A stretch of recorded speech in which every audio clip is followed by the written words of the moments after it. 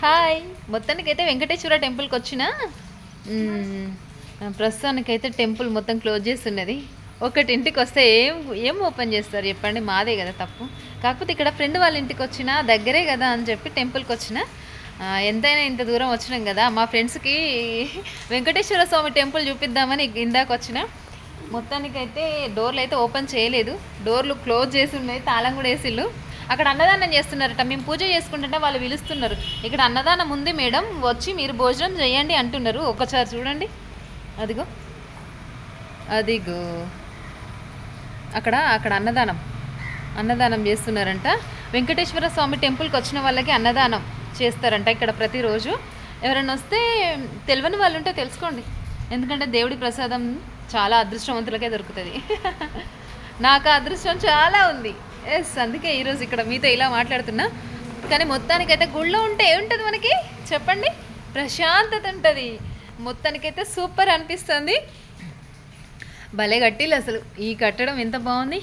మొన్న రీసెంట్గానే ఓపెన్ అయింది టెంపుల్, అయినా కూడా మంచి ప్లానింగ్ తోటి కట్టిల్లు అన్నమాట. ఎవరికి ఎక్కడ అసౌకర్యం కలగకుండా. గుడి వెనకాల చూపిస్తా చూడండి ఒకసారి, స్తంభాలు ఎంత బాగున్నాయి. ఒక్కసారి కింది నుంచి పై దాకా అదిగో పురాతన కాలంలో కట్టినట్టయితే ఉన్నాయి. ఇక్కడ ఏదో స్వామి ఉన్నాడు అక్కడ. మొత్తానికైతే ఈరోజు ఇలా గడిచిందన్నమాట. వీలైతే మా వెంకటేశ్వర స్వామి టెంపుల్కి రావడానికి ట్రై చేయండి. ట్రై చేసుడు కదా, ఖచ్చితంగా రండి, ఓకేనా. మొత్తానికి మీతో చెప్పేది ఏంటంటే, ఈరోజు ఒక్క నిమిషం ఇక్కడ కూర్చొని మాట్లాడతా. ఓకే,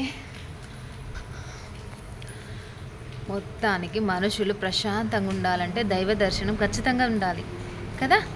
దైవ దర్శనం ఖచ్చితంగా ఉండాలి. ఇంట్లోనైనా ప్రతిరోజు పూజ చేసుకోండి, ప్రతిరోజు దీపారాధన చేయండి. స్వామికి మీకు వీలైనంతగా స్వామికి చేసి పెట్టండి. ఎవరికన్నా ఒకరికి హెల్ప్ చేయడం నేర్చుకోండి ప్రతిరోజు. ఎందుకంటే మానవ సేవే మాధవ సేవ అన్నారు కదా, అది నిజం.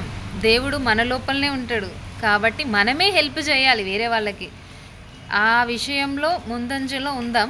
ఎవరికైనా చిన్న చిన్న హెల్ప్ చేయడం, మానవ సేవే మాధవ సేవ అనే దానికి కొంచెం ఏమంటారు, ఫుల్ఫిల్ చేయాలి. ఆ మాటలకు అర్థాలు ఉంటాయి కదా. మానవులే సేవ చేయడం అన్నమాట. నాకు సరిగ్గా చెప్పడం వస్తుందా?